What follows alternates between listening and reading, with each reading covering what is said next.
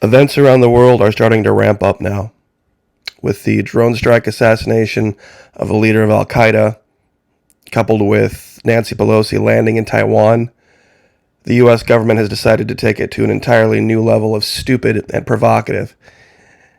Neither one of these events made the world any better, made the world any safer. It proves nothing. But once again, I want to be thankful. I want to be mindful to always recognize you guys showing up here every single day. The news isn't always good, but it's a place where we can sit and talk and maybe make a plan over at the Patreon channel. We can take the gloves off and talk like adults and say what needs to be said. Love to have you over there. $1 per month, even less if you sign up for an entire year, fully refundable, up to 90 days. There's something a lot of people are missing or have been missing for a long time, but now they're starting to see it.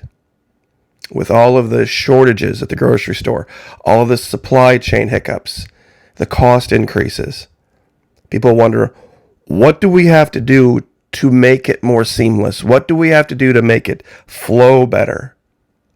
How can we make things be much more like they were?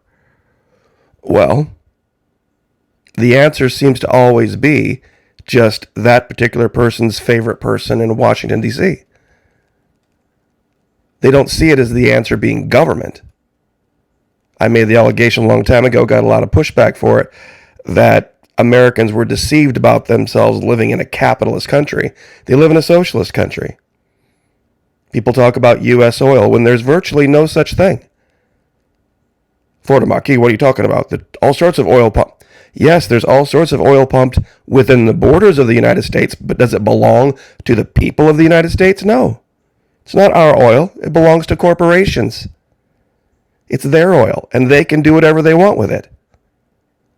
Only states that nationalize their oil resources can say it's their oil, like Brazilian oil or Saudi oil or Canadian oil. Ours is just owned by corporations.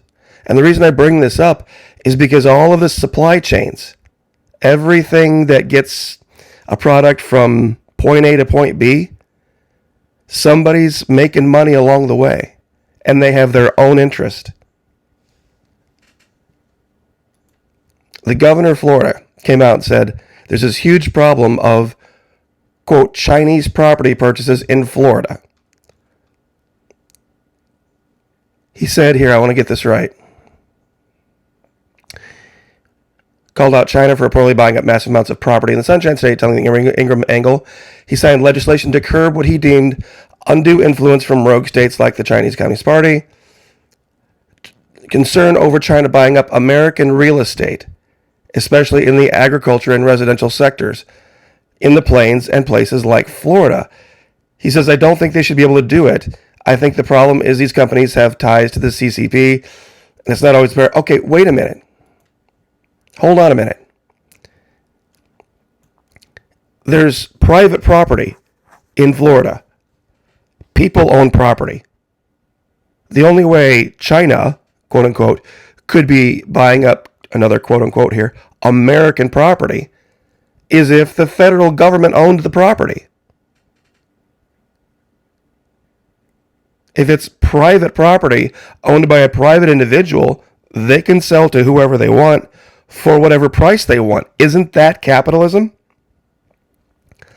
And if government says they're going to step in like a state government and interfere with that purchase agreement and say, hold on, wait a minute, we don't believe that sale is in the best interest of the people of the state of Florida, we're going to block it. I'm sorry, kids, but that's exactly what Hugo Chavez did. He said, wait a minute, hold on. These big multinational corporations coming into Venezuela and buying up all of our farmland so that we don't have any farms of our own and we have to import all of our foodstuffs? No, we're not going to have that. You see, that's what they did. They needed the labor on the rigs, and so they couldn't be competing with the farms for the labor to work all the rigs. So they came in and bought up all the property and let it go fallow so that they would have control of it.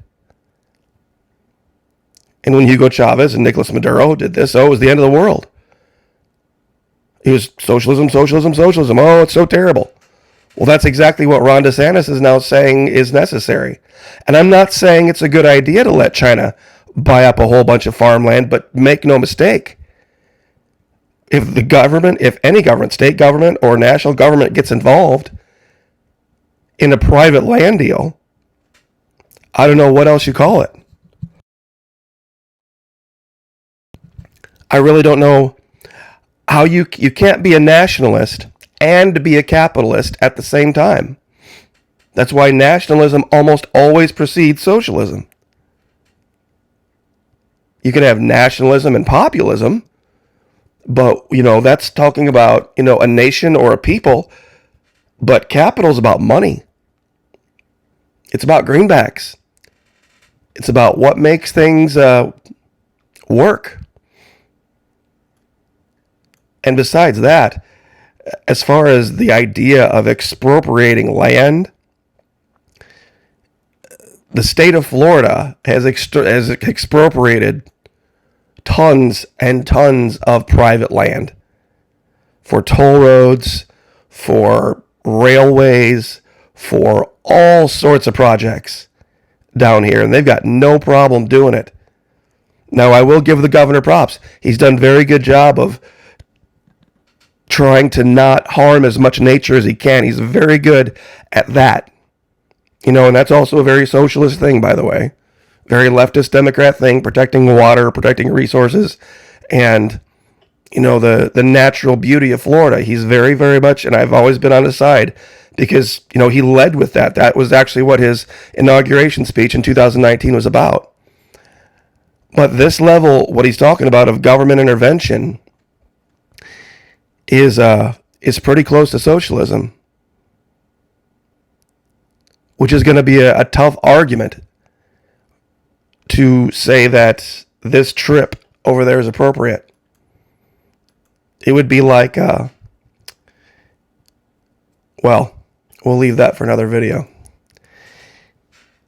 But what if, and this is a great way to think about this, those of you who maybe live out in the country or live in maybe a suburban area that isn't quite so built up yet, a lot of folks like to go to Costco and Sam's and they stock up on things. Sorry about the voice, still fighting the cold.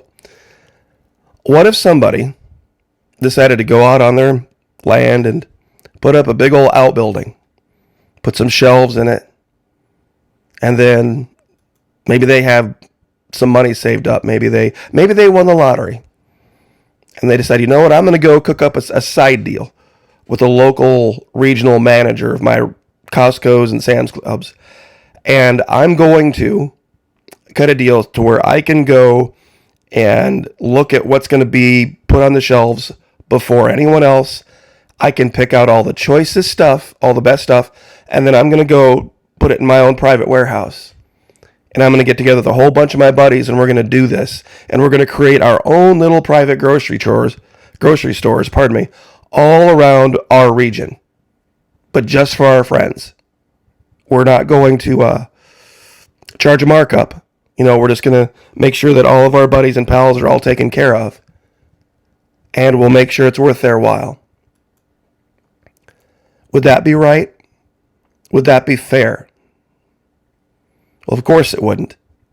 In fact, it's illegal. You can't do that. You can't go out in a residential area and do this type of thing. But this is exactly what was going on in Venezuela. Those of you who were confused about what they were talking about with all the shortages of all the groceries and they had their own supply chain hiccups. The U.S. artificially created that tried to create a groundswell of support to overthrow Maduro. You see, what happened in Venezuela was they used to be an agrarian society long ago.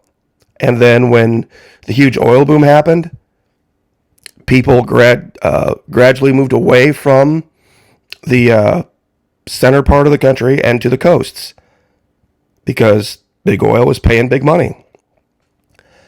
Now, a lot of these people were not educated. They were farmers. They didn't need to be. So they stopped being able to produce food for themselves, but they were making so much money with oil that they could import it all. So the government in Caracas was able to leverage these great deals, these fantastic deals for all of these grocery products from around the world. Now, the grocery store operators, they gave them a really generous discount on the vast majority of the things. But what they said was, there are certain things you cannot charge more than this for, because we believe it's necessary for the people to have it at this low of a cost. So a lot of the grocery store chains were like, we want to make more money. We want to figure out a way to, get around this so that we can make even more profit. And so they started cutting backdoor deals behind the government's back and selling things out before they even got on the shelf, largely with drug dealers in Colombia, where the U.S. was pumping in tons and tons and tons of cash. We covered this in another video. It's very complicated how they did it. But basically the idea was, with this open border, without this being shut, there was a ton of U.S. cash coming in here and buying up all the cheap stuff and taking it to Colombia, and leaving the poor people of Venezuela hung out to dry. Well, you might start to see this here, where there's going to be areas of this country that have empty shelves and are permanently out of things, and wealthier areas of this country that are going to have things. It's going to be more expensive, but they'll have the ability to bring that kind of stuff in. There might be a time in the next 2 years where you can take pictures of grocery store shelves in Florida and they're full as can be. And you drive up to Tennessee and they're half empty, because the deals have already been cut for where they can make the most money. And this is where all the money is right now, in Florida. After the 2020 sniffles, everybody came down here, and to Texas, and to other places where it was more amenable to business. But when you make things amenable to business, you can't then say, okay, well, wait a minute, hold on. We only want this group of people here buying up property, not this other group of people. Because then you start to pick winners and losers. And regardless of what you think their intent is, if you're going to say that the Chinese buying this stuff up is a bad deal, the question you should be asking, who's selling to them and why? And why are the Chinese the highest bidders? That's the real question. So, anyway, I will leave it there. I just wanted to cover this for you guys, but keep your head on a swivel, especially after Zawahiri. They're not going to let that go. God bless. Like, share, subscribe. We'll see you guys next time.